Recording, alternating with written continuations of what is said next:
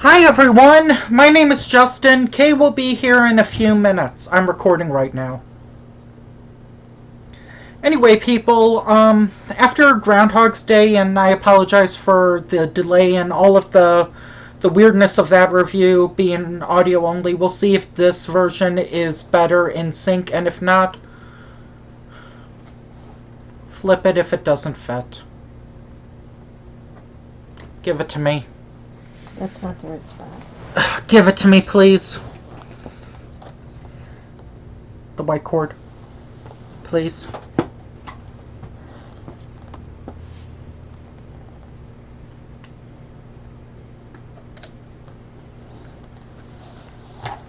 So anyway, people, sorry. After our little after the hijinks regarding the Groundhog's Day review, we decided to play it. Basically, we needed a break. You need me over there. Yes. I thought you said switch seats. Yes, me sitting here because he didn't want the light in your face. Well, then that's what I thought. You wanted me to sit over there. No. Okay. Long day, folks. Sorry. Is this good or no? Yes, it's fine. Okay, so basically we needed a break. So for us, Easy Street is Barbie reviews. I go. Some people some people are fans of SpongeBob. Some people are fans of Doctor Who. Well, we are fans of SpongeBob too. No, review every episode. Oh, some no, people. No. Some people review Sasquatch films. Some people review Baywatch. Some people review poor people. Some people review Power Rangers. Some people review every episode of Velma. Ugh. For us, it's reviewing Barbie animated movies. Yeah. So this one is called Barbie and a Mermaid's Tale. Yes, this is a special double cash-in of both the Barbie movie. Be a quadruple cash-in? What do you mean? Because it kind of copied things from a few movies? No, this review is a cash-in. It's cross-marketing with the Barbie movie and the recent Haley, or I don't know. The chick in the new Little Mermaid. Ooh, I don't know if she's 18. The young lady is playing. Yeah. The new Little Mermaid, that person. This had less scuttlebutt. Which is apparently a rap song in the live action Little Mermaid. What can I say? I haven't seen it yet. I've asked people if it's as bad as the Porky Pig rap in Space Jam: A New Legacy. And what have they said? They haven't responded. Probably because they don't know how. Some people didn't even know it was called the Scuttlebutt. Okay. Yeah, don't you wish Aquafina let's rapped in the Little Mermaid movie? Anyway, in this movie reminded me of the Rage Carrie 2. This is going to be kind of all over the place because this is a re-review because we already reviewed it, but sadly that audio will be lost forever. So, so this movie kind of reminded me of the Rage Carrie 2 in that it's called Barbie and a Mermaid's Tale, and yet this movie has nothing. This movie doesn't have a character named Barbie. There is no Barbie. There is no Skipper. There is no Ken. There's nothing. So here we have a blonde-haired girl, Meralda or Mirda, Muriel or something. Mariola. Yeah. Do you know what that means? No. But anyway, it's another word for nipple. Areola. Did you just have to say that? I'm talking only about male nipples, so yeah, I can. Now it's just rated G. Now it's G rated. Don't ask me, I don't make up the rules. What? What if little girls watch this? There was an episode of iCarly in which Don't. Gibby didn't wear a shirt. Okay, whatever. Please don't do that again. Anyway, so this girl is Is like is a surfing champion. So this movie reminds me of takes both. place from Malibu. Yeah. So maybe it's in the same universe as that comedy Malibu Bikini Shop. I hope not. Or maybe this is just a tie-in to the Malibu Barbie line or series. Oh, I don't know. So anyway, she's 16, she's competing, and everyone is like, oh, what happened to her hair? How she can hear everybody on the beach. Oh, the guy on the microphone, she heard. Well, also she looked at her hair. She looked at her hair. Well, she started to when he said she's got pink stripes. But yeah, the intro reminded me so of then both. she blew Hold it. on, the intro reminded me of Rip Girls. The intro reminded me of Johnny Tsunami, and the intro reminded me of Lilo and Stitch. This movie's gonna reference / homage many animated Disney films. Yeah, it will. So she takes a fall in the surfing competition. She actually just jumps out of embarrassment, like wondering what's going on. But she finds out that she can breathe underwater, and there's this porpoise. Ezra? No, Ezra is the ant. Zero or Zune? Zuma, that's the name? I think so. Yeah. It's a pink sparkly porpoise, like dolphin. Zuma is this movie's flounder / Sebastian, I guess. Yeah. Just basically an animal sidekick. She says, Zuma says, "You can breathe underwater." I can. And apparently she sounds like SpongeBob. So she comes back up to the surface, and then she runs home in embarrassment. Or just like confusion, like what's going on, and then her grandfather tells the story about how her father had relations, was dating a mermaid. Yes. And the mermaid was royalty. And the mermaid had a baby girl. Gave the kid to him. Gave it to Grandpa. So now she is half mermaid, half human. So she's very confused. Yeah. And then people are like, her friends, Hadley and other chick. Danielle or something. Anyway, two girls. One girl that was a computer geek and knew a lot of stuff. And internet, laptop girl and fashion girl, I guess. Okay, so anyway, then they're still speculating that she just had a concussion or something, and the grandfather told her the story, and then she ran off to meet her friends. She said apparently being insane runs in my family, or being crazy, or brain damage. Yeah. And this movie is taking place in modern times, so it's not like it's taking place in like the 60s or 70s, because they're not Apple, they'd probably be like coconut phones or something, or coconut seed phones. But she had it on land too.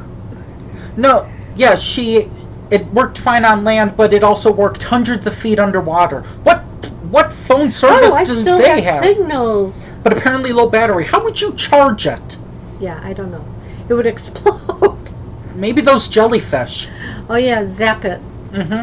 Okay, so anyway, she's sitting on the rock, and then here comes Zuma. Mm-hmm.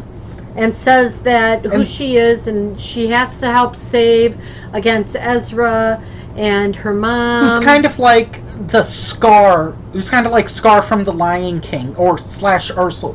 No, Scar, because in this, this is the Pride Lands after Scar took over. Like, essentially, things are negative. Coral is dying. There's not a lot of color. I feel this might be an environmental movie, which, hey, I have nothing against that for young kids. True. Yes, kids should be woke. Deal with it. Okay, moving on. That's just a Twitter. That's just for Twitter when I post it. Okay. So, she finally goes in, and Zuma says, we have to get you a tail. Yeah, because... And there's only one store you can go to. Oh, this movie also... Bloomingdale's they ripped off. Bloomingtales. Yeah, Bloomingtales. I just thought of that. Yeah, there's a lot of the name puns. There's also, like, John's Fins or something. We were like, what is that a reference to? Yeah. And C Flora or something. Yeah, like Sephora, that's I at know. Kohl's Everyone department knows. stores. That's also a separate store, I thought. No, it's inside the store. I It might thought be a separate store inside the It store. was a separate store because I remember it being next to Jewel. Oh, maybe. Yeah, it was. Well, maybe it joined Kohl's now. Because in Kenosha and Gurney Mills, it's in the store. So was Amazon. Yeah, Amazon returned. So anyway, so it's basically up for the princess to reclaim her throne, which, by the way, this movie also reminded me of the 13th year because that's also when, that also involved someone who didn't know they were part mermaid going through changes. There's a... Kay will love this because this was speaking to her. There was a clothes changing montage about finding a tail, along with two... well, and then she had to have the matching top, too. Yeah, the first one dressed like a goth punk chick. Like the Cars, if you know the musical group, the Cars. More like...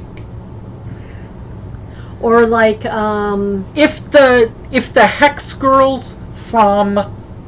If the Hex Girls from Scooby-Doo became mermaids, that's what it would probably be like. Huh, I don't know them. Okay. Ooh! David Bowie? Warner Brothers. Oh. Warner Brothers. Make a Scooby-Doo movie where they're mermaids and mermen.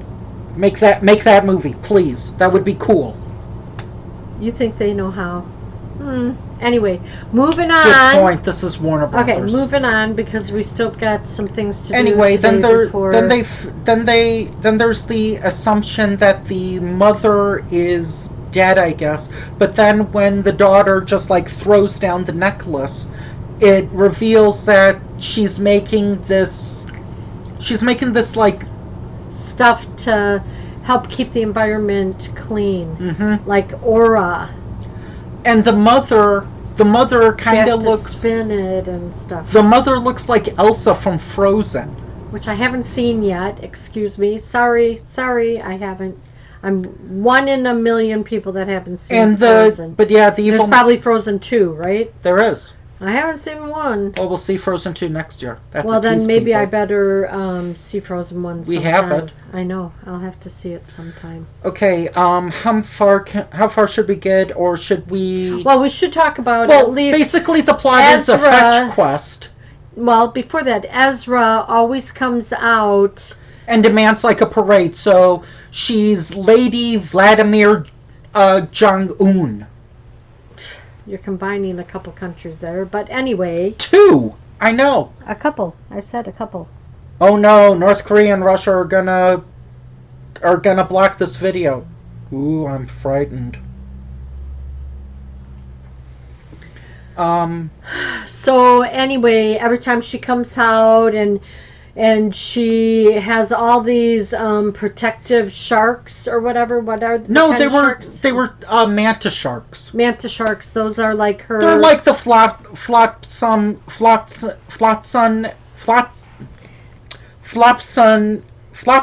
and jetsum, I believe, of this universe. They're essentially like evil and they do her bidding, but at the same time they don't really speak. Also during this, there's 2 other girls who are just like... They own that clothes shop. If you remember the... They did? Oh. Yeah, when they were doing the changes on her.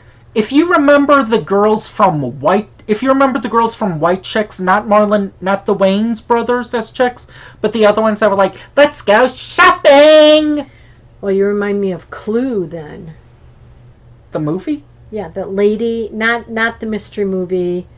That lady, Clueless or whatever. That lady that was Clueless! blonde, Yeah, the Alicia and she always Silverstone had movie. to keep going shopping and Mhm. everything, and you know. So anyway, Ezra always has to have everybody think of her as perfect. She's what they need. She's what they love. She's most beautiful. It reminded me of the sketch from, sorry people, but Mind Demencia, where there's like one sketch where he was saying like, my approval rating is 100%, 99.9. Execute him. Like I said, my approval rating is 100%. And when Ezra came out, if you didn't give her your full attention, looking you were at her basically and everything, banished. yeah, she would make a whirlpool or whirlpool like? Yeah, whirlpool.